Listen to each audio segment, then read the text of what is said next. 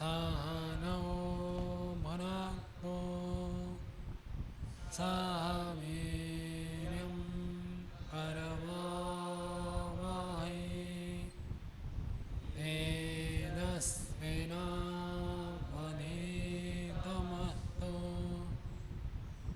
मा विद्विषावहै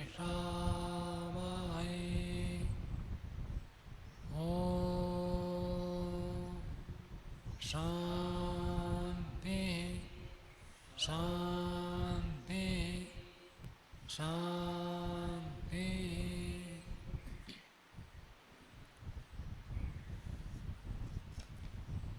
योग दर्शन की 8वीं कक्षा है, 9वीं कक्षा है। योग दर्शन में 15वें सूत्र तक हमने पढ़ा था। आज 16वें सूत्र से पाठ चलेगा। पीछे के पाठ में पूछना हो तो पूछ सकते हैं। ओम नमस्ते स्वामी जी। सूत्र संख्या 15 दृष्टानुश्रविक विषय वितृष्ण से वशीकार संजय वैराग्यम। इसके भाष्य में दूसरी पंक्ति में प्रसंख्यान बलाद अनाभोगात्मिका ये पद पड़े हुए हैं। तो अनाभोगात्मिका जो पद है इनका विच्छेद क्या है, कौन कौन से पदों से मिल करके बना है, थोड़ा अस्पष्ट जैसा है। एक शब्द होता है भोग। भोग का अर्थ होता है भोजन करना, सेवन करना, उपभोग करना, ये सब आप जानते हैं। और उसमें एक उपसर्ग जुड़ गया आ भोग। आसमंतात भोग आ भोग, मतलब पूरा तृप्त होने तक। हरियाणा की भाषा में कहें तो छक्कर, पूरा छक जाना, तो उसको कहता आभोग। खाली भोजन किया तो भोग, और पूरा छकने तक किया तो उसको कहते हैं आभोग। और स्वरूप के लिए यह आत्मा शब्द है। भोग स्वरूप है जिसका, तो उसको कहेंगे आभोगात्मक। स्त्रीलिंग कर देंगे तो आभोगात्मिका, भोग स्वरूप वाली। और उससे मैंने फिर निषेध कर दिया, न भोग स्वरूप वाली अनाभोगात्मिका। भोगने की भावना, भोगने के स्वरूप से रहित, भोगने की भावना नहीं होनी चाहिए। और किसी कारण से यदि हम विषयों का प्रयोग नहीं कर रहे तब उसका नाम वैराग्य नहीं होगा।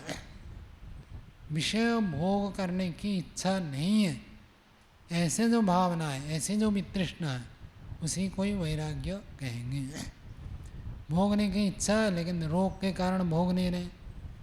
बुखार हो जाए, बुखार तो ऐसे सबको हुआ होगा, कोई बचा नहीं होगा। किसी को तेज, आपको नहीं हुआ? कभी नहीं हुआ? अच्छा चलो। तो बुखार हो जाए तो हलवा भी कड़वा लगता है। अब हलवा कड़वा लग रहा है इसलिए नहीं खा रहा, वो इस कारण से नहीं कि भोग करने की इच्छा समाप्त हो गई, वितृष्णा हो गई, वैराग्य हो गया, ऐसे नहीं है। हर पदार्थ उसको कड़वा लग रहा है इसलिए नहीं खा रहा। बुखार हो जाए तो खड़े रहने की भी शक्ति नहीं रहती है, उस कारण से विषय भोग से रहित हो रहा, तो उसका नाम वैराग्य नहीं है। भोगने की भावना से रहित होना, ये हो गया अनाभोगात्मिका। आभोगात्मिका फिर निषेध कर देंगे तो अनाभोगात्मिका। और ये जो भोगने की भावना से रहित, उसके पीछे तत्व ज्ञान का बल होना चाहिए। तत्व ज्ञान के बल से जो भोगने की भावना से रहित होता है उसी को ही वैराग्य कहेंगे। तत्व ज्ञान को छोड़कर और कोई कारण हो तब भी भोग नहीं रहा है तो भी उसको वैराग्य नहीं कहा जाएगा। हो गया, आगे। नमस्ते स्वामी जी। ये दिव्य और अदिव्य विषय क्या हैं, ये जानना है। दिव्य विषय यह शास्त्र में आगे वर्णन करेंगे। इसी शास्त्र में पहले पाद में ही वर्णन करेंगे। धारणा लगाने से दिव्य गंध, दिव्य रस, दिव्य रूप, दिव्य स्पर्श, दिव्य शब्द की प्राप्ति होगी। मतलब आपको बाहर से नहीं होगा, आंख बंद करके बैठने पर भी दिव्य रूप का दर्शन होगा। सामान्य स्थिति में बैठे हैं फिर भी दिव्य गंध की प्राप्ति होगी। कब? धारणा लगाने से। उस स्थिति को यहाँ पर दिव्य ले सकते हैं। तो दिव्य शब्द, दिव्य स्पर्श, रूप, रस, गंध, ये सब दिव्य हो गए जो साधना के कारण से प्राप्त होते हैं। और अदिव्य हो जाएंगे जो ये लोक में हमको मिलते हैं, लौकिक। दिव्य का अर्थ अलौकिक, लोक में नहीं आया, साधना से ही प्राप्त हुई। और अदिव्य का अर्थ हो गया लौकिक, संसार में जो मिल रहा है। ये बात समझ में आ गई। इसके दूसरे अर्थ दूसरे विद्वान लोग भी करते हैं, उस अर्थ में भी कोई दोष नहीं है। दिव्य का अर्थ बढ़िया बढ़िया, जितने भी बढ़िया पदार्थ आपको खाने को, पीने को, देखने को, सूंघने को मिलता है वो सब दिव्य है, जो अनुकूल लगता है। और जो प्रतिकूल लगता है, घटिया लगता है, वो अदिव्य है, उसको भी आप ले सकते हैं। तो दोनों प्रकार के विषय संप्रयोग होने पर भी तृष्णा रहित होना, इसका नाम है वैराग्य। आगे। नमस्ते स्वामी जी। पहले तीसरे सूत्र में उसके भाष्य में व्यास जी ने ऐसे लिखा था कि स्वरूप प्रतिष्ठा तदानीम चिति शक्तिर यथा कैवल्य। तो कैवल्य में उसकी अवस्था हो जाती है आत्मा की, तो लाभ बताया पहले। फिर यहाँ पे भाष्य में ऐसे लिखा है कि विदेह और प्रकृति लयत्व, ये जो योगी हैं इनको जो आनंद प्राप्त होता है उस आनंद की इच्छा नहीं करनी है, वितृष्णा करनी है। तो अगर लाभ नहीं देखेंगे तो फिर इच्छा कैसे होगी, ये प्रश्न था। देखो, राग पूर्वक भी इच्छा कर सकते हैं और बिना राग के भी इच्छा कर सकते हैं। किसी को कह के योग दर्शन पढ़ो, बड़ा मज़ा आएगा, आनंद आएगा, इसलिए पढ़ रहा है। और दूसरा कहेगा योग दर्शन पढ़ो, आप जो दिन भर परेशान रहते हो ना, मन में बेचैनी रहती हो, बेचैन दूर हो जाएगी। दोनों प्रकार हो सकता है ना, तो बेचैन दूर हो जाएगी, इसमें कोई राग वाली बात नहीं है। बेचैन से बचना चाहता है, इससे भी हो सकता है। तो संसार की स्थिति में बेचैनी है, योगी को बेचैन नहीं होता है, तो इसलिए मैं योगी बन जाऊँ, ये भी हो सकता है। और योगी बन जाऊँ तो बड़ा लाभ होगा। मुंड मुंडा है 3 गुण, सर के मिठे खाज, खाने को लड्डू मिले लोग कहे महाराज। मुंडन करा दो, सफ़ेद कपड़ा पहन लो, तो 3 लाभ होंगे। सर में खुजली नहीं होगी, खाज मिट जाएगी, और खाने को लड्डू मिलेगा और लोग महाराज कहेंगे।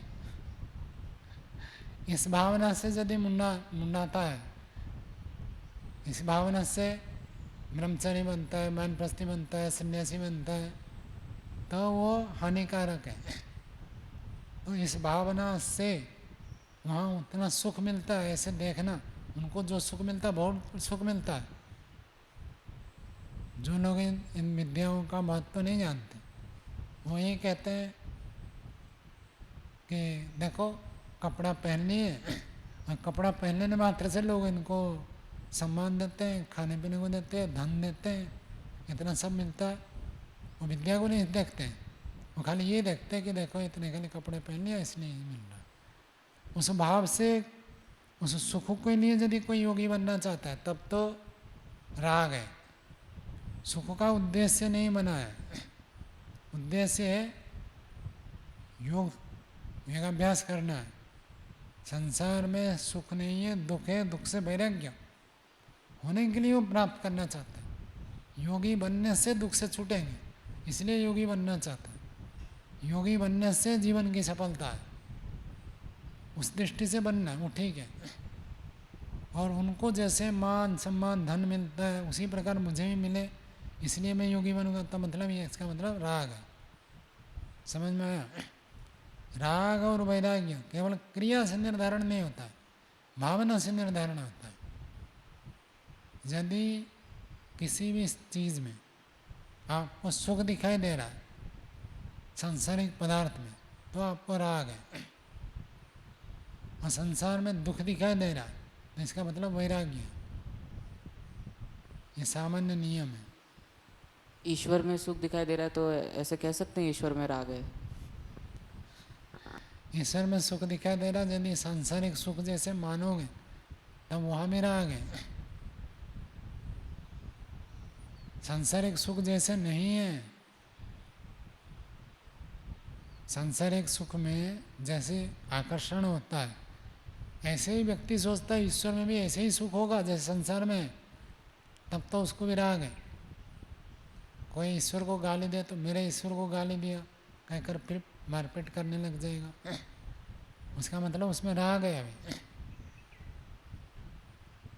इनसे हटना ही ईश्वर में प्रीति होना। तो ईश्वर में नित्य आनंद है, वो कभी हटता नहीं है। ईश्वर का सुख सब लोग भोगे तो भी हमें को कमी पड़ेगी क्या? नहीं पड़ेगी। ये भावना यदि है ईश्वर का सुख नित्य है, सर्वत्र उपलब्ध है, कोई छीन कर ले नहीं सकता, ऐसी स्थिति है, और ऐसे शांत है, तो इसका मतलब राग नहीं है। चलो हाँ, आप पूछिए।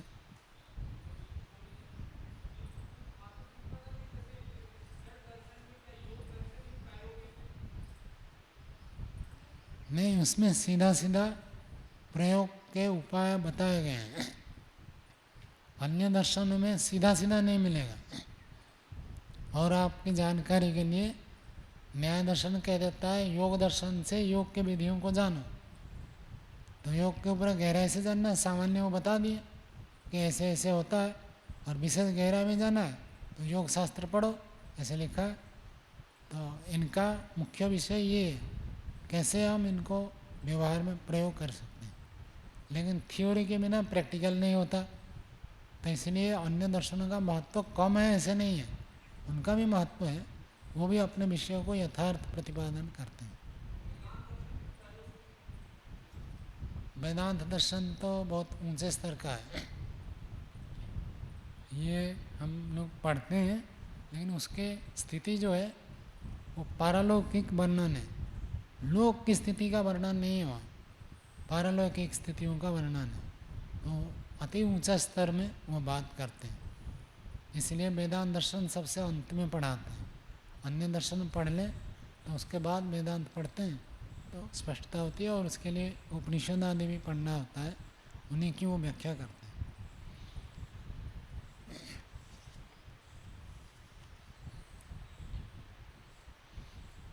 चलो आगे देखिए, पृष्ठ संख्या 46 और सूत्र संख्या 16। बोलिए। तत्परम पुरुष ख्याते गुणवैतृष्ण्यम। सूत्र और सूत्रार्थ बिना देखे सबको आना चाहिए, चाहे जो परीक्षा देंगे जो परीक्षा नहीं देंगे, सबको सूत्र याद होना जाना चाहिए और सूत्रार्थ भी याद हो जाना चाहिए। तत्परम, तत्का अर्थ वह परवैराग्य है। कौन सा परवैराग्य है? जो आगे लिखा है, पुरुष ख्याते है गुणवैतृष्ण्यम। तत्परम शब्द को बाद में रख देना। पुरुष ख्याते है गुणवैतृष्ण्यम तत्पर वैराग्यम भवति। पुरुष के ख्याति से, पुरुष के ज्ञान से जो गुण मात्र से वितृष्णा हो जाती है उसका नाम है पर वैराग्य।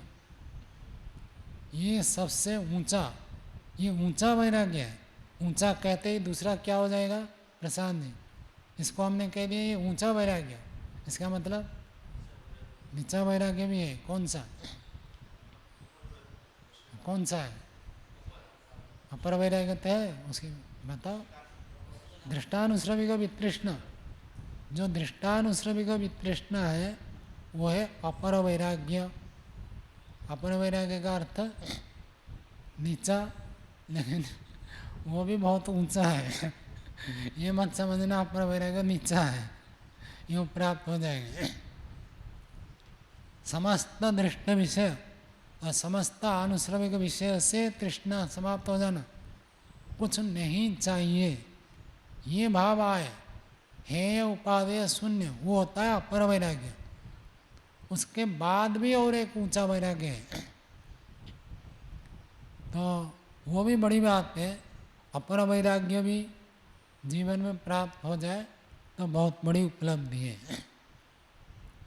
दृष्ट विषयों से, आनुश्रमिक विषयों से जो जो भोग लिया उनको फिर भोगने की इच्छा ना होना, और जिनको भोगा नहीं सुना है उनसे भी वैराग्य हो गया, तृष्णा नहीं है। ये भी एक बहुत बड़ा वैराग्य है। जीवन में इतना भी हो जाए तो बहुत बड़ी उपलब्धि है। इस जन्म में अपर वैराग्य हो जाए तो अगले जन्म में तो पर वैराग्य पक्का है। जो इस जन्म में अपर वैराग्य तक पहुंच गया तो अगले जन्म में तो पर वैराग्य में पहुंच ही जाएगा। तो अपर वैराग्य भी बहुत ऊंचे स्तर का है, लेकिन उससे भी और एक ऊंचा स्तर है, वो है पर वैराग्य। तो इस सूत्र में परम पड़ा है, इसलिए अर्थापत्ति से निकलता है कि 15वें सूत्र में जो वैराग्य है उसका नाम है अपर वैराग्य। पुरुष ख्याति है, पुरुष का ख्याति, पुरुष की ख्याति, पुरुष की अनुभूति, पुरुष का साक्षात्कार, आत्म साक्षात्कार होने से जीवात्मा जब आत्म साक्षात्कार करता है, आत्म साक्षात्कार से फिर गुणमय तृष्णम, फिर वहाँ सत्वगुण का सुख मिलता है। ये जो दृष्टानुश्रवी का वितृष्ण है, ये राजसिक और तामसिक सभी सुखों से तो वैराग्य हो गया। जो संप्रज्ञात समाधि में सत्वगुण का सुख मिलता है, उस सुख के प्रति तो राग था, अब इससे भी वैराग्य हो जाए तो उसका नाम है पर वैराग्य। संप्रज्ञात समाधि में जो सुख मिलता है वो बहुत ऊंचा सुख है, विवेक ख्याति का सुख। वो विवेक ख्याति के सुख को भी रोक देना कहाँ पर आया है? अतः तस्याम विरक्तम चित्तम तामपि ख्यातिम निर्णद्धि, कहाँ आया है? सूत्र बताओ, व्यास भाष्य में है, दूसरे सूत्र के भाष्य में है। क्योंकि सत्वगुण के सुख को भी वो रोकता है, तब जाकर परवैराग्य होता है। तो संप्रज्ञान समाधि में बड़ा सुख मिलता है, बड़ा आनंद मिलता है जब सोचेगा नहीं, और उसी में यदि व्यक्ति सोचेगा बस हो गया, यही चाहिए, इससे आगे जरूरत नहीं है, तो फिर असंप्रज्ञात समाधि में नहीं जा सकता है। उसी को रोकना पड़ेगा, तभी जाकर आगे बढ़ता है। तो तत्पुरुष ख्याति है, पुरुष ख्याति से, पुरुष का साक्षात्कार होने से, गुण मात्र से जो तृष्णा समाप्त हो जाती है उसका नाम पर वैराग्य है। सूत्रार्थ हो गया। भाष्य देखिए, दृष्टानुश्रमिक विषय दोषदर्शी, दृष्ट और अनुश्रमिक विषय में दोष को देखने वाला व्यक्ति दोषदर्शी, पिछले सूत्र में बता दिया था, अर्थात जिसको अपर वैराग्य प्राप्त हो चुका है वही व्यक्ति पर वैराग्य को प्राप्त कर सकता है। जिसको अपर वैराग्य ही नहीं है वो पर वैराग्य को कैसे प्राप्त करेगा? पहले 10वीं पास हो तभी 12वीं पास होंगे, 10वीं पास नहीं है तो 12वीं पास कैसे हो जाएंगे? तो ये शब्द स्पर्श रूप रस गंध आदि दृष्ट विषय, अनुश्रमिक विषय, इनमें जिसको सुख नहीं आ रहा है, इनमें जिसको दुख दिखाई दे रहा है, दोषदर्शी दुखदर्शी, दुख का देखने वाला, विरक्त, वो विरक्त है, इनमें राग नहीं रखता है। किन में राग नहीं रखता है? हाँ जी, दृष्ट और अनुश्रमिक विषय में जो राग नहीं रखता है विरक्त है। दृष्ट अनुश्रमिक विषय दोषदर्शी विरक्त। पुरुष दर्शन अभ्यासात, पुरुष का दर्शन करने के अभ्यास से, पुरुष का दर्शन आत्म साक्षात्कार, जीवात्मा का साक्षात्कार होता है संप्रज्ञात समाधि में। बार बार उसका अभ्यास करें तब परवैराग्य उत्पन्न होता है।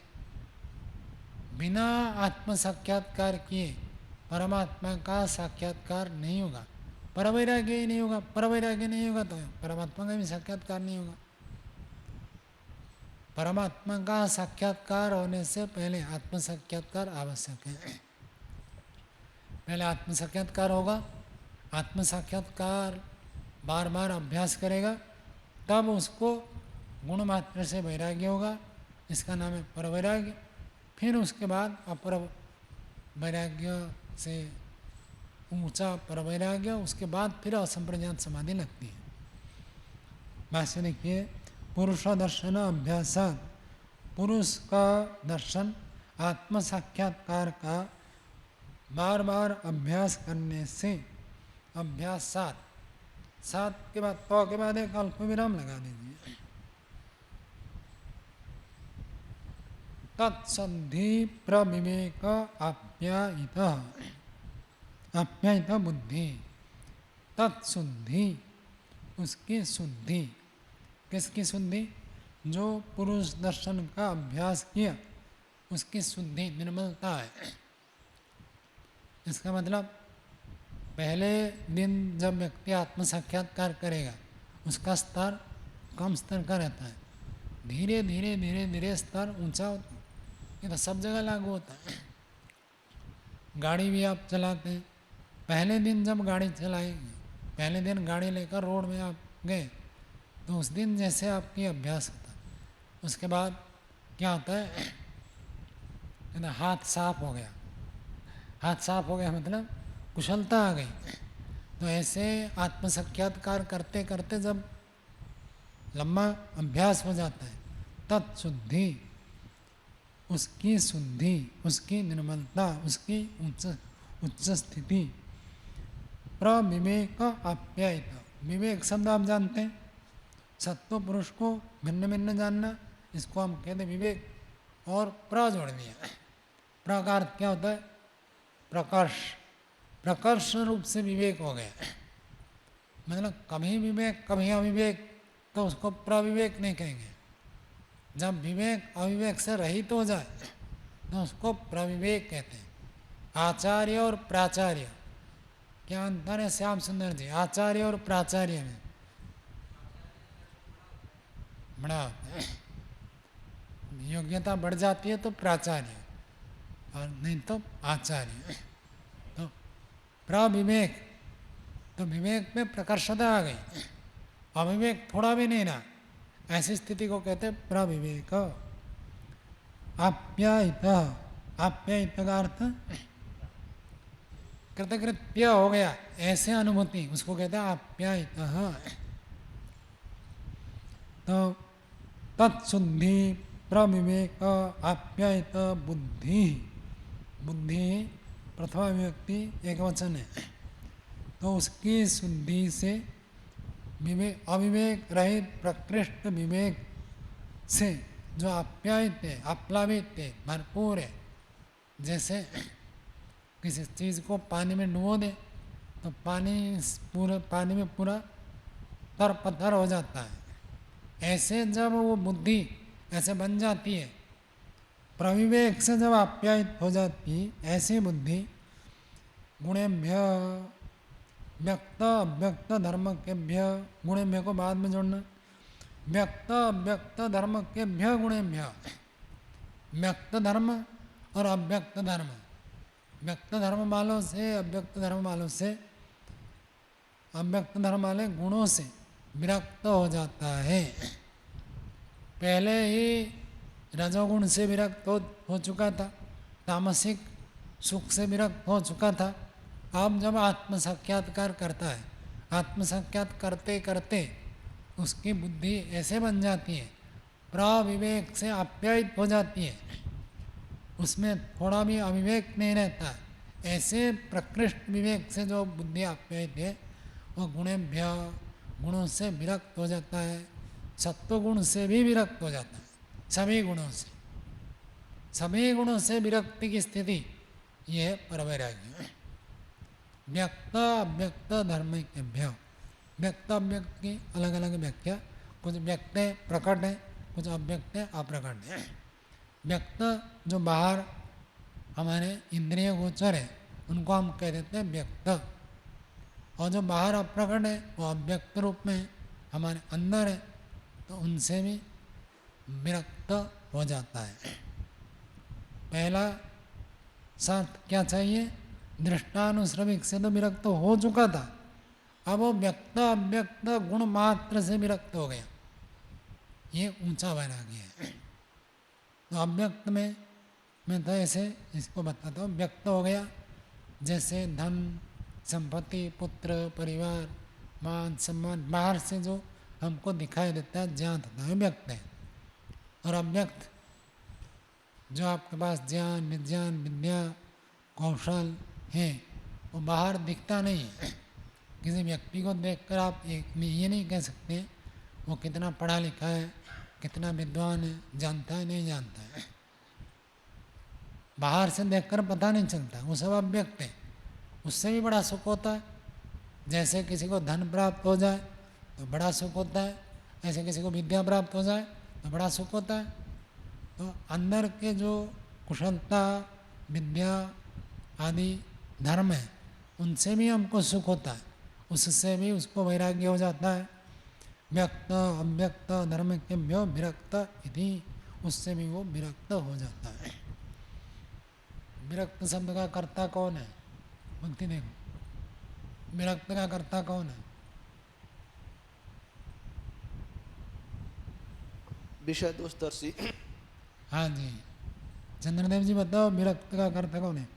आखिरी में जो लिखा है ना, गुणे म्य व्यक्त व्यक्त धर्म के म्य विरक्त, कहा विरक्त? चित्त, वही ऊपर वाला व्यक्ति जुड़ेगा। बुद्धि तत्शुद्धि प्रविवेक आप्यायित बुद्धि ही गुणेभ्य व्यक्त व्यक्त धर्म के भ्य विरक्त, व्यक्त व्यक्त धर्म से भी वो विरक्त हो जाता है। पहले तो दृष्टानुश्रमिक से विरक्त था, अब व्यक्त व्यक्त धर्म से भी वो विरक्त हो गया।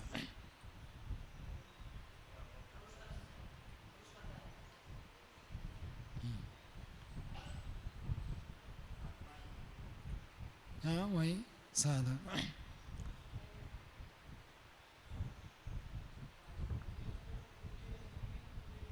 बुद्धि हो तो बुद्धि शब्द स्त्रीलिंग है तो विरक्त कैसे होगा, ये प्रश्न है। हाँ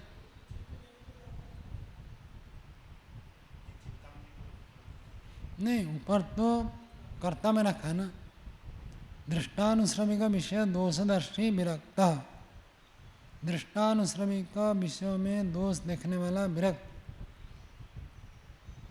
बुद्धि आप्यायित बुद्धि, ये एक शब्द है, तत्शुद्धि प्रविवेक आप्यायित बुद्धि ही गुणेभ्य व्यक्त व्यक्त धर्म के भ्य विरक्त।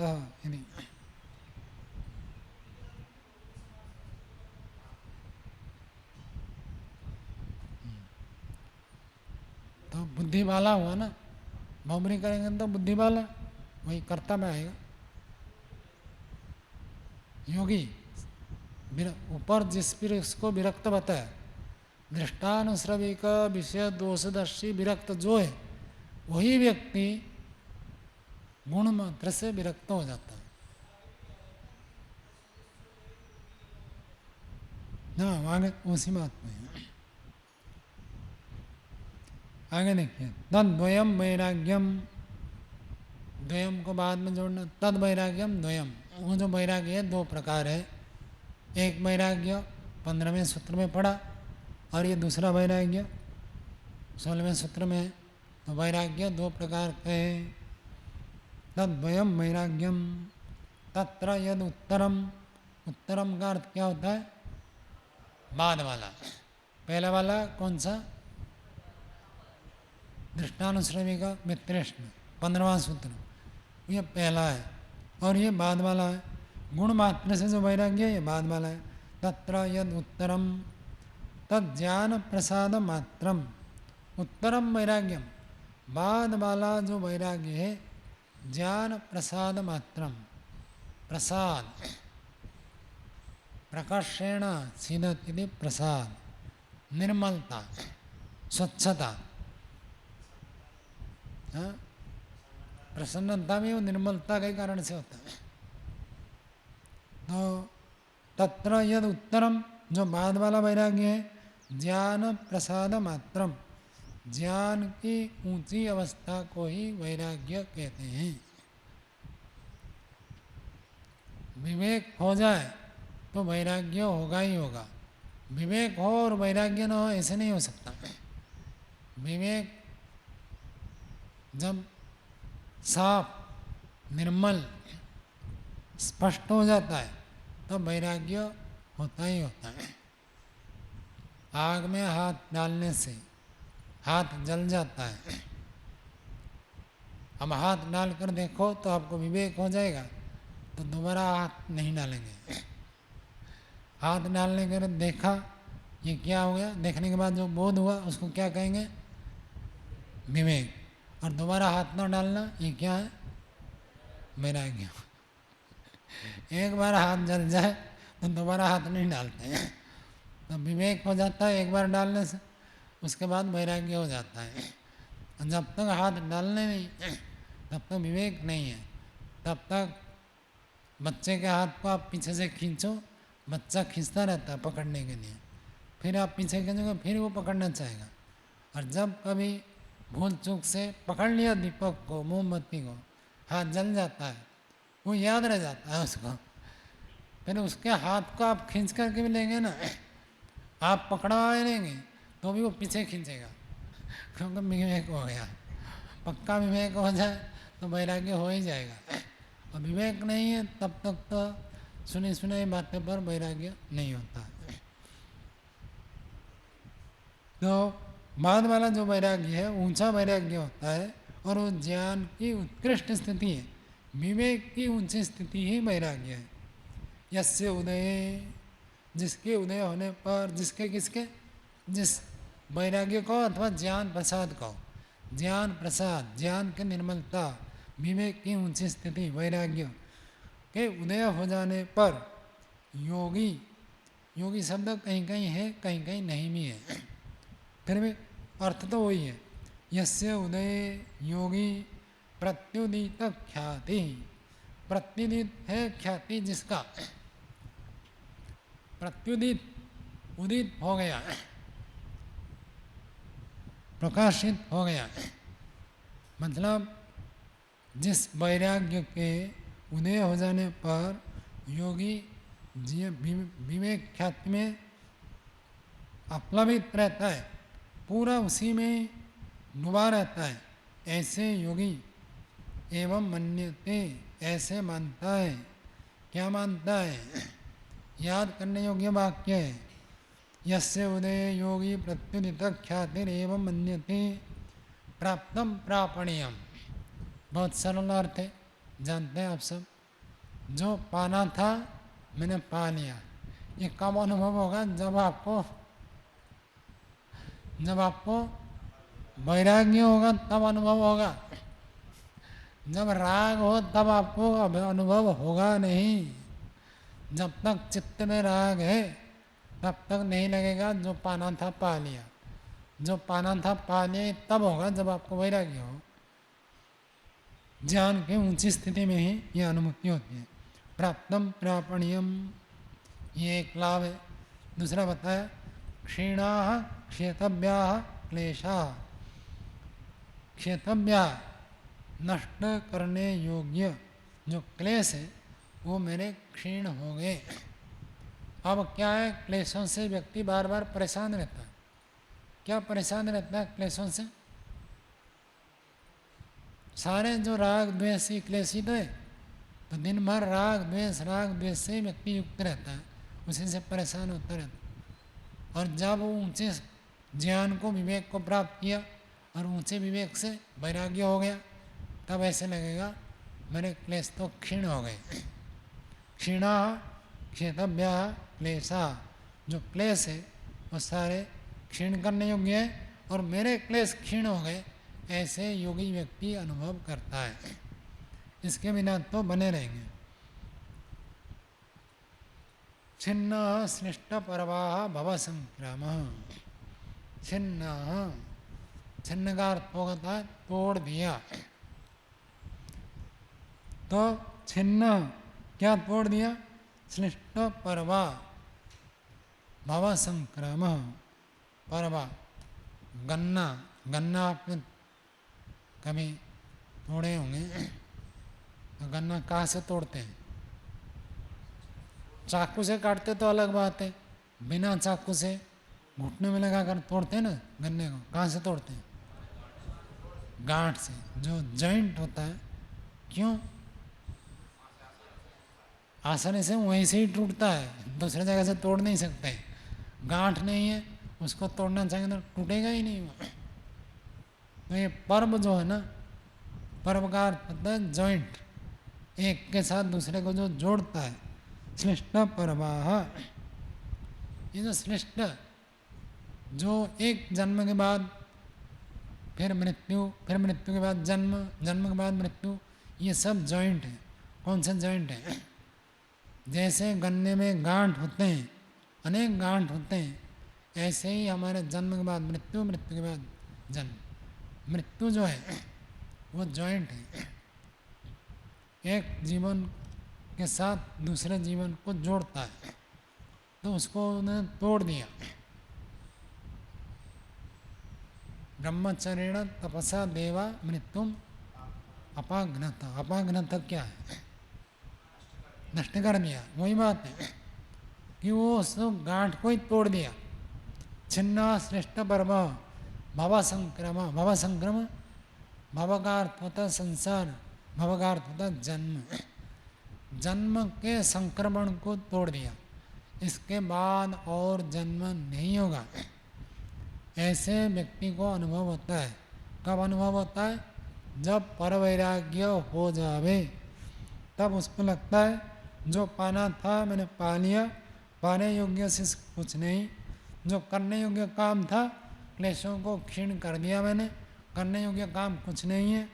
छिन्ना श्रेष्ठ पर्व, श्रेष्ठ पर्व ये जो एक जन्म के बाद दूसरे जन्म के साथ चिपका हुआ रहता है, इस पर्व को मैंने तोड़ दिया, जो कि जन्म का संक्रमण करता है, इसको मैंने तोड़ दिया। यस्य अविच्छेदात् जनित्वा म्रियते, जिसके अविच्छेद होने से, जिसको न तोड़ने से, हम सब ने तोड़ा नहीं तो नहीं तोड़ा तो क्या होगा? जनित्वा म्रियते मृत्वा च जायते। जिसको न तोड़ने से जन्म लेकर मर जाता है और मर कर के फिर जन्म होता है। जन्म मरण चक्र चलता है। कठोपनिषद में एक श्लोक आता है, न सांपराय प्रतिभाति बालम प्रमाद्यंतम मित्तम मोहेन मूढ़म अयम लोको परो नास्ति इति मानी पुनर्वसम आपद्यते में। जो लोग आत्मा परमात्मा ज्ञान को जानते नहीं, विवेक वैराग्य को प्राप्त करते नहीं हैं, बाल बुद्धि वाले हैं, बच्चे जैसे खेल कूद में समय बिताते हैं ऐसे ही खेल कूद में समय बिता रहे, ऐसे बाल बुद्धि वाले प्रमादी जो लापरवाही करते हैं, जीवन के प्रति जागरूक नहीं है, समय के प्रति जागरूक नहीं है और मित्र के मोह से जो मूड है, ऐसे 3 प्रकार के लोगों को ये बात समझ में नहीं आती। कौन सी बात? आत्मा परमात्मा, विवेक वैराग्य, ये बात समझ में नहीं आती है। अयम लोग को परनास्ति, वो तो मानते हैं ये लोग है, मरने के बाद कौन किसने देखा अगला जन्म। तो वो लोग बार बार मेरे बस में आते हैं। मेरे बस में, किसके बस में? यमाचार्य, कठोपनिषद का प्रवक्ता यमाचार्य। तो यमाचार्य यम है, मृत्यु की देवता मानता है ना यमराज। तो कहते हैं बार मृत्यु के बस में आते हैं। उनका नाम भी मृत्यु था, आचार्य। आचार्य को मृत्यु कहते ही है। तो बार मृत्यु के बस में आते हैं। तो जिनको ये चीज़ें अच्छा नहीं लगती, योग दर्शन पढ़ना अच्छा नहीं लगता है, वो बार जन्म लेंगे, बार मरेंगे। तो यस्य अविच्छेदात्, क्यों? योग दर्शन पढ़ेंगे तभी विवेक होगा, वैराग्य होगा। विवेक वैराग्य होगा तो जन्म मरण का चक्र छूटेगा। बिना विवेक वैराग्य तो फिर जन्म होकर फिर मरेंगे, मर कर फिर जन्म होते हैं। ज्ञानस्य एव पराकाष्ठा वैराग्यम, ज्ञान की ही पराकाष्ठा, पराकाष्ठा चरम सीमा, अंतिम उत्कर्ष जो है वैराग्य है। बता दिया आपको, ज्ञान है, विवेक है तो वैराग्य होगा ही होगा। ज्ञान अथवा विवेक ये कारण होता है और वैराग्य उसका कार्य होता है। विवेक हो गया तो वैराग्य होगा, विवेक हो वैराग्य नहीं होगा ऐसे नहीं हो सकता। कारण कार्य को एक जैसे बोल देते हैं। जैसे जल ही जीवन, क्या अर्थ है विघ्नेश जी? जल ही जीवन, हाँ, जीवन का कारण है जल, जल पिएंगे तो जीवन रहेगा, तो जल ही जीवन। घृतम मई आयु, घी जो है आयु है, लंबी आयु जीना है तो घी खाओ, घी से आयु बढ़ती है, आयु प्राप्त होता है। साक्षात आयु कह दिया, घी जो है सीधा सीधा आयु को बढ़ाने वाला है। तो कारण को भी कार्य के रूप में बता देते हैं। तो ज्ञानस्य एव पराकाष्ठा वैराग्यम, ये सूत्र भी याद करने योग्य है। इसका भाष्य पूरा, एतस्य एव ही न आंतर्यकम कैवल्यम, एतस्य कस्य वैराग्यस्य, परवैराग्यस्य, इस परवैराग्य का न आंतर्यकम अव्यवधायकम कैवल्यम, कैवल्य प्राप्त करना है तो परवैराग्य अनिवार्य आवश्यक है। बिना परवैराग्य के कैवल्य की प्राप्ति नहीं होती है। अविनाभाव संबंध, और कोई दूसरे रास्ते से आप पहुँच जाएंगे, कैवल्य तक नहीं हो सकता। कैवल्य के लिए ये अनिवार्य आवश्यक है, अनिवार्य साधन है। न आंतर्यकम, अर्थात अवश्य रूप से ये साधन बनता ही बनता है।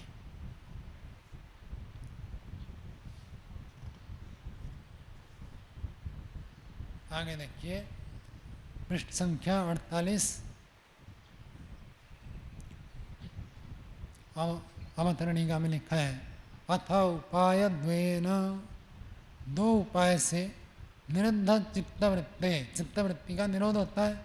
कौन से दो उपाय है ना? कौन से दो उपाय से चित्त की वृत्तियों का निरोध होता है? कौन से दो उपाय? कुछ समझ में नहीं आया। ऊंचा बोलना, स्पष्ट बोलना, दूसरों को सुनाई दे, ऐसे अभ्यास करना पड़ेगा ना। कौन से दो उपाय है ज्ञान प्रकाश जी? अभ्यास और वैराग्य, ये दो उपाय हैं। तो अथ उपाय द्वेन, अब इसके बाद बताते हैं, कारण रूपक प्रस्तुत करें। उपाय द्वेन निरुद्ध चित्तवृत्ते, दो उपायों से चित्त की वृत्तियों का जब निरोध हो गया, ऐसे निरुद्ध वाले चित्तवृत्ति का, ये साधक योगी का विशेषण है।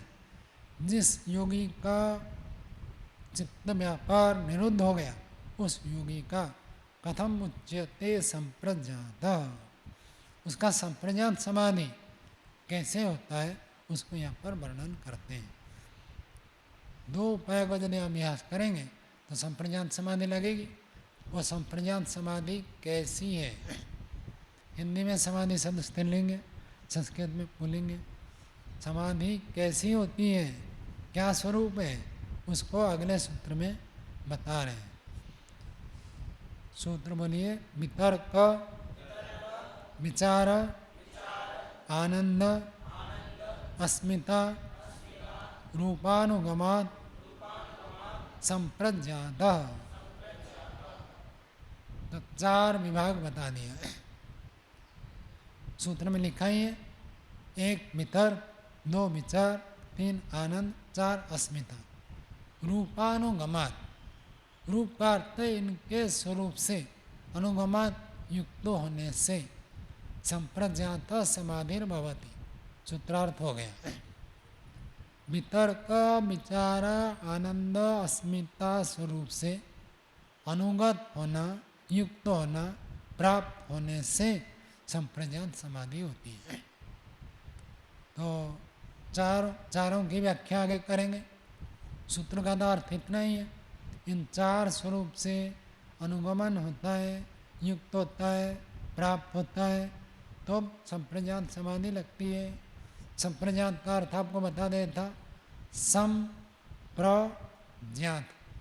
अभी जो हम इंद्रियों से जानते हैं केवल ज्ञात है, और प्र जोड़ देंगे तो प्रज्ञान, और सम जोड़ देंगे तो संप्रज्ञान।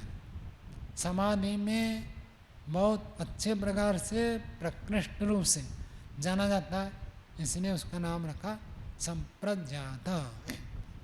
और इंद्रियों से तो सामान्य ज्ञात होता है, प्रकृष्ट ज्ञात तो समाधि में होता है। संप्रज्ञात समाधि का ये सूत्र है, ये पाद ही समाधि पाद है, तो समाधियों का वर्णन करेंगे। भाष्य देखिए, वितर्क चित्तस्य आलम्बने स्थूल आभोगः।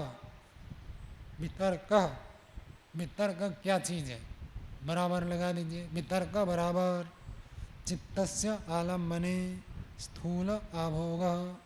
चित्त के आलम्बन में स्थूल पदार्थों का जो आभोग होता है उसका नाम है वितर्क नामक समाधि। आभोग, भोग और आभोग पाठ के आरंभ में ही आपको बताया था। सामान्य सेवन किया तो भोग, और पूरा उसमें आप्लावित हो गए, तृप्त हो गए, ज्ञान का भरपान हो गया, तो उसको कहते हैं आभोग। तो स्थूल आभोग, जो स्थूल आभोग वो है वितर्क नामक समाधि। तो वितर्क चित्तस्य, वितर्क चित्तस्य आलम्बने, चित्त के आलम्बन में स्थूल पदार्थों का जो आभोग होता है, परिपूर्ण ज्ञान होता है, उसको वितर्क नामक संप्रज्ञात समाधि कहते हैं। किसको समझ में नहीं आया? आ गया समझ में? आगे देखो, ये बात सबके साथ जुड़ेगा। सूक्ष्म विचार, ऐसे ही वाक्य बनेगा, विचार चित्तस्य आलम्बने सूक्ष्म आभोगः। पूरा पंक्ति तो ऐसे बनेगा, इसको कहते हैं वाक्य शेष। पहले वाक्य में बता दिया, वही बात इसके साथ भी जुड़ेगा। तो विचार नामक समाधि किसको कहते हैं? चित्त के आलम्बन में सूक्ष्म विषयों का आभोग। आभोग का अर्थ क्या बताया रणजीत जी? आभोग क्या अर्थ, क्या बताया? परिपूर्ण ज्ञान। तो सूक्ष्म विषयों का जो परिपूर्ण ज्ञान है जिस समाधि में होता है उसको विचार नामक संप्रज्ञात समाधि कहेंगे। सूक्ष्म विषयों का, सूक्ष्म विषय क्या है? तन्मात्राएं। तो तन्मात्राओं का प्रत्यक्ष विचार नामक समाधि में होता है। और वितर्क समाधि में क्या होता है? स्थूल। स्थूल मतलब 5 स्थूल महाभूत, आकाश, वायु, अग्नि, जल, पृथ्वी, और इन 5 भूतों से बने हुए जो पदार्थ हैं, सूर्य, चंद्र, तारे, नक्षत्र, ये सब स्थूल में आएंगे, ये सब वितर्क समाधि में होंगे। तो इनका प्रत्यक्ष वितर्क नामक समाधि में होता है। सूक्ष्म 5 तन्मात्राओं का जहाँ प्रत्यक्ष होता है वो विचार नामक संप्रज्ञात समाधि है। आनंद ह्लाद, आनंद नामक संप्रज्ञात समाधि, ये कौन सा? ह्लाद। ह्लाद शब्द तो इतना ही रखा, ह्लाद। यहाँ पर इंद्रियों का, मन का, बुद्धि का, अहंकार का, इन सब का प्रत्यक्ष होता है। ये सब मन, बुद्धि, इंद्रियां हमको प्रसन्नता प्रदान करते हैं, इसलिए उनका ह्लाद कह दिया। और वो आनंद नामक संप्रज्ञात समाधि में प्रत्यक्ष होता है। और एकात्मिका संवित अस्मिता, एकात्मिका एक स्वरूप, एक कौन है? जीवात्मा। केवल जीवात्मा का प्रत्यक्ष अस्मिता नामक संप्रज्ञात समाधि में होता है। तो एकात्मिका सम्मित ज्ञान, तो अस्मिता समाधि चित्त के आलम्बन में जब एकात्मिका सम्मित एक जीवात्मा का स्वरूप रहता है तो उसको अस्मिता नामक समाधि कहते हैं। 4 समाधि हो गई। संप्रज्ञात समाधि के 4 भेद हैं, चारों को यहाँ वर्णन कर दिया। अब आगे देखिए, तत्र प्रथमः चतुष्टय अनुगतः समाधि सवितर्कः। तो प्रथम का अर्थ वितर्क नामक जो संप्रज्ञात समाधि है, चतुष्टय अनुगत, 4 से युक्त है। चतुष्टय अनुगत समाधि सवितर्क, वितर्क के साथ 4 है। ये आपका कौन सा दर्शन है विमल जी? पहला दर्शन है। और पढ़ने योग्य दर्शन कितने हैं? 5। तो आपको कुल कितने दर्शन पढ़ने पड़ेंगे?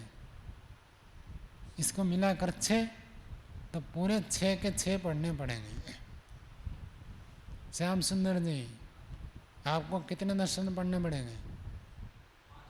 5 पढ़ने पड़ेंगे। सांख्य उन्होंने पढ़ लिया तो इसलिए सांख्य से ये मुक्त हो गए। अब बचे इनके लिए 5। रणजीत जी, कितने दर्शन पढ़ने हैं? हाँ, तो कितने पढ़ता? मीमांसा को छोड़ रखा है इन्होंने, आपके क्षेत्र में नहीं है। इन्होंने 2 दर्शन पढ़ लिया, वैशेषिक पढ़ लिया, सांख्य पढ़ लिया, बचे 4। तो 4 पढ़ने योग्य कितने आपके लिए? 4। ठीक है। इसके आगे प्रशांत जी, कितने दर्शन पढ़ने हैं? 3 पढ़ चुके हैं और 3 बाकी है। तो 3 और 3 हो गए। अभिषेक जी, कितने दर्शन पढ़ने हैं? हाँ, देखो ऐसे बोला करो जो समझ में आए दूसरे को। रोज आपको यही बात बोलनी पड़ती है। कब अभ्यास करोगे? इतने बड़े हो गए, शब्द एक एक अलग अलग बोलो। हाँ, उनको वहाँ तक सुनाई दे ऐसे बोलो। और आपके पास माइक भी रखा है? 3 कैसे? कौन सा बच गया आपका? न्याय पढ़ लिया, वैशेषिक पढ़ लिया, सांख्य पढ़ लिया।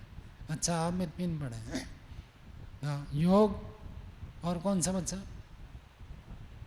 योग वेदांत मीमांसा, 3 बच्चे हैं। आपका भी यही 3 है?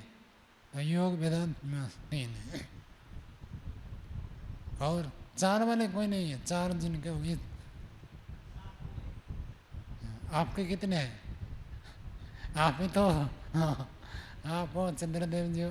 कितने हो गए? 4 हो गए, 2 बाकी है। योग दर्शन पढ़ रहे हैं और मीमांसा दर्शन 2 बाकी है। राजेश जी, कितने बाकी हैं? 1 बाकी है। हाँ, योग तो ये ऐसे ही बैठ रहे हैं, पढ़ चुके हैं, 1 बाकी है। तो किसी को 6 के 6 पढ़ने बाकी है, किसी को 5 पढ़ना बाकी है, किसी को 4 पढ़ना बाकी है, किसी को 3 पढ़ना बाकी है, किसी को 2 पढ़ना बाकी है। और राजेश जी एकमात्र व्यक्ति है जिसको 1 पढ़ना बाकी है। चलो, तो ऐसे ही यहाँ पर कहते हैं कि अभी जो वितर्क समाधि में पहुँचा है, वितर्क सहित उसको 4 है। वितर्क भी अभी पहुँचा ही, पार तो किया नहीं। तो वितर्क समाधि में पहुँचा है तो चतुष्टय अनुगतः तत्र प्रथम, वो जो प्रथम समाधि है चतुष्टय अनुगतः, 4 से युक्त है। 4 कक्षाएं पूरी करनी पड़ेगी, 4 दर्शन आगे पढ़ने पड़ेंगे पूरा। तो 4 अनुगतः समाधि सवितर्क। और द्वितीय, और जो दूसरे स्तर पर है वितर्क विकल। विकल क्या होता है? विकल, विकलांग क्या होता है? विघ्नेश, विकलांग। हाँ, हाँ, कल से रहित, कोई अंग टूट जाए तो उसको कहते हैं विकलांग। तो ये कहते हैं वितर्क विकल, वितर्क से रहित। वितर्क का काम इसका पूरा हो गया, 10वीं पास हो चुका है, अब केवल 11वीं 12वीं पढ़ेगा, आगे का पढ़ेगा, 10वीं तक तो पूरा हो गया। तो ऐसे इन्होंने वितर्क समाधि पार कर गया। स विचार, विचार समाधि चल रहा है, योग दर्शन भी चल रहा है, ये नहीं कह सकते योग दर्शन पूरा हो गया। योग दर्शन चल रहा है तो इसको योग दर्शन को भी मिलाकर आपको बताना पड़ेगा। तो वितर्क विकल, वितर्क से रहित सविचार, विचार से युक्त, वितर्क से रहित विचार से युक्त दूसरा समाधि है, दूसरी समाधि है। तृतीय विचार विकल सानंद, और तीसरा जो है विचार से भी रहित हो गया, 12वीं में पास हो गया, बस ग्रेजुएशन कर रहा है, तो विकल विचार से रहित हो गया। आनंद से युक्त, आनंद समाधि अभी चल रहा। और चतुर्थ तद विकल, तद विकल का अर्थ आनंद विकल, अस्मिता मात्र, केवल वहाँ पर अस्मिता मात्र बाकी है। 3 समाधि पार कर चुका है, 3 स्तर पास हो चुका है, अब चौथे स्तर पर है। चतुर्थ तद विकल अस्मिता मात्र, अस्मिता मात्र, ये चौथे स्तर का संप्रज्ञात समाधि है। सर्वे एते सालंबना समाधयः, ये सारे के सारे सालंबन, आलंबन के साथ समाधि है, समाधियाँ हैं। इन सभी में मतलब कौन से में, चाहे वितर्क हो, विचार हो, आनंद हो, अस्मिता हो, ये चारों को चार समाधि सालंबना, आलंबन से युक्त है। आलंबन इसमें है, आलंबन का अर्थ विषय, किसके ऊपर आप, जैसे कोई व्यक्ति पीएचडी करता है तो कोई ना कोई विषय लेकर तो पीएचडी करेगा, जैसे समाधि लगाएगा तो कोई ना कोई विषय लेकर उसके ऊपर समाधि लगाता है। और जब इन सभी विषयों को छोड़ दें तो उसका नाम हो जाता है असंप्रज्ञात। और जब कोई भी विषय रहे, एक विषय रहे, तो उसका नाम है संप्रज्ञात समाधि। जब एक भी विषय नहीं है तो असंप्रज्ञात, और एक विषय है तो संप्रज्ञात, और एक विषय न होकर अनेक विषय हो जाए तो वो कोई योग नहीं है, मिथ्यान अवस्था है। ठीक है, समाधि के बारे में इतनी बातें बता दी हैं। समाधि के लिए आवश्यक शर्त क्या है? 2 बातें बताई, अभ्यास और वैराग्य। वैराग्य में कमी है तो समाधि नहीं लगेगी, अभ्यास में कमी है तो समाधि नहीं लगेगी। वैराग्य प्राप्त करना है, वैराग्य का अर्थ होता है वितृष्णा, तृष्णा से रहित होना है। कामना यदि बनी हुई है, इच्छा, तो समाधि नहीं लगती है। सब कामनाओं को छोड़ दें तो समाधि लगती है। प्रमुच्यन्ते यदा कामा सर्वे ये अस्य हृदय स्थिता तदा मर्त्यो अमृतो भवति अत्र ब्रह्म समश्नुते हैं।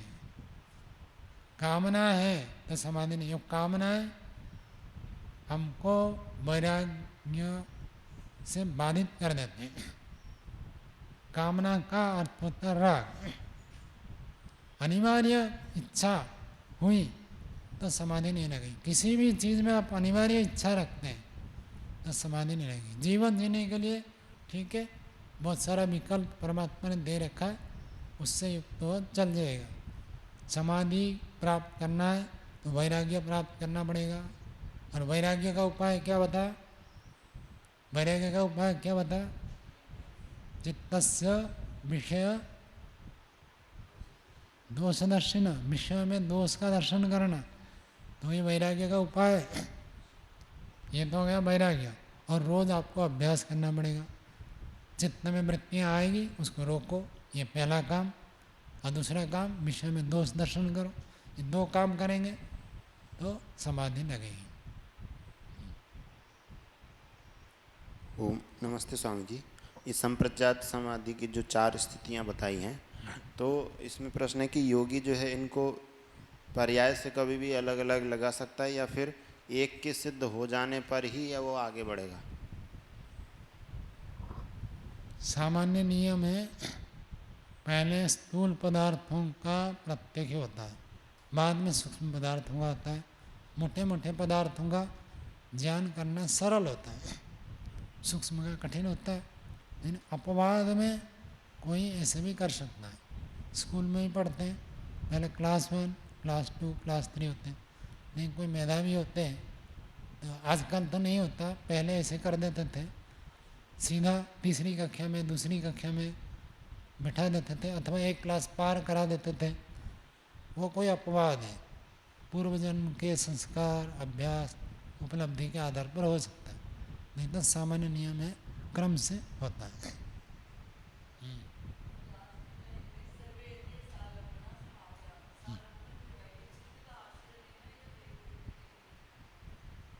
चित्त के आश्रय, या अगला वाक्य क्या बोला? यस, नहीं, समाधि का विशेषण बना रहे। ये ते समाधया, ये जो समाधियाँ हैं सालंबन, आलम्बन से युक्त होते हैं। समाधि के लिए कथन कर रहे हैं। और समाधि में किसका आलम्बन बनेगा, कौन इसको आलम्बन बनाएगा? तो चित्त आएगा। लेकिन यहाँ जो सालंबना शब्द दिया, ये समाधि का विशेषण है। कैसे समाधि? सालंबन समाधि, बस। और आलम्बन रहेगा कहाँ? तो वो आएगा चित्त में रहते हैं।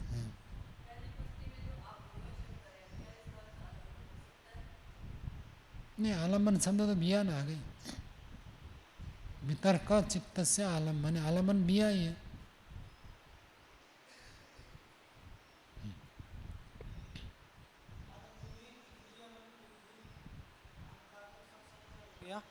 और अस्मिता में फिर जीवात्मा का होगा, तो सत्वरजतम का मूल रूप में, शुद्ध रूप में साक्षात्कार कब होगा या नहीं होगा? सीधा सीधा शास्त्र में कहीं बताया नहीं है। शास्त्र में इन्हीं का ही प्रत्यक्ष होने का वर्णन मिलता है। किनका? अहंकार, महतत्व, चित्त और इंद्रियां, इनके बारे में मिलता है। आगे हम समापत्ति के बारे में पढ़ेंगे, वहाँ मिलता है। लेकिन वहाँ पोह करने से ये बोध होता है, आनंद समाधि में ही सत्वरजतम का भी प्रत्यक्ष होगा। उसी में ही स्थूल में 5 स्थूल भूत हो गए, और जितने भी स्थूल भूतों से बने हुए भौतिक पदार्थ, भूत और भौतिक, ये वितर्क समाधि में हो गए। और सूक्ष्म भूत के लिए अलग वर्णन आता है समापत्ति की, जब पढ़ेंगे हम 42वें सूत्र में, तो वहाँ पर समापत्ति में स्थूल भूत भौतिक पदार्थ के लिए अलग दिया है, और सूक्ष्म भूतों के लिए एक अलग वर्णन किया।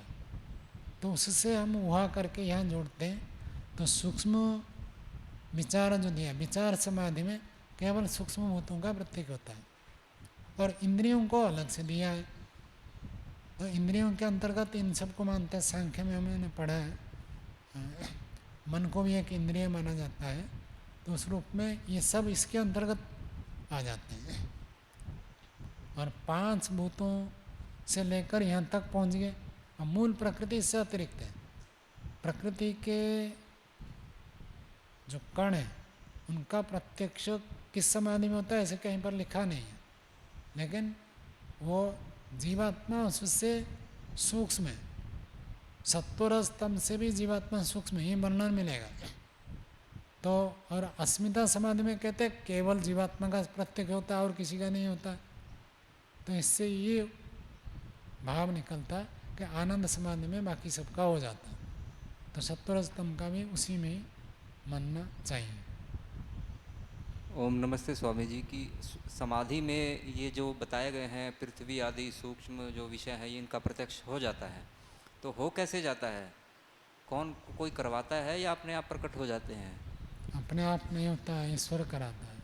तो ईश्वर तो फिर वहाँ है, वो तो असंप्रजात का विषय बताया है, तो फिर वो पहले कैसे करवा देता है?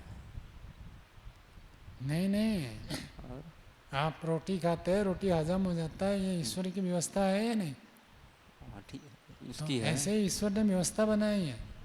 संप्रजात समाधि लगाएंगे तो आपको ये साक्षात्कार कराएगा, और कोई खुद को नहीं दिखाएगा, अच्छा है। कहेगा मेरा दर्शन बाद में करना। अच्छा। अब आपकी योग्यता नहीं है, हम्म, पहले पुरुष दर्शन अभ्यास करके परवैराग्य को प्राप्त करो, तब मेरा दर्शन होगा। अच्छा। अब आपको इसमें गति करनी है, इसमें अनुगमन करो, इसमें अनुगमन करने के बाद फिर वहाँ जाएंगे। नहीं समय हो इसमें गया, आगे प्रश्न कल पूछना।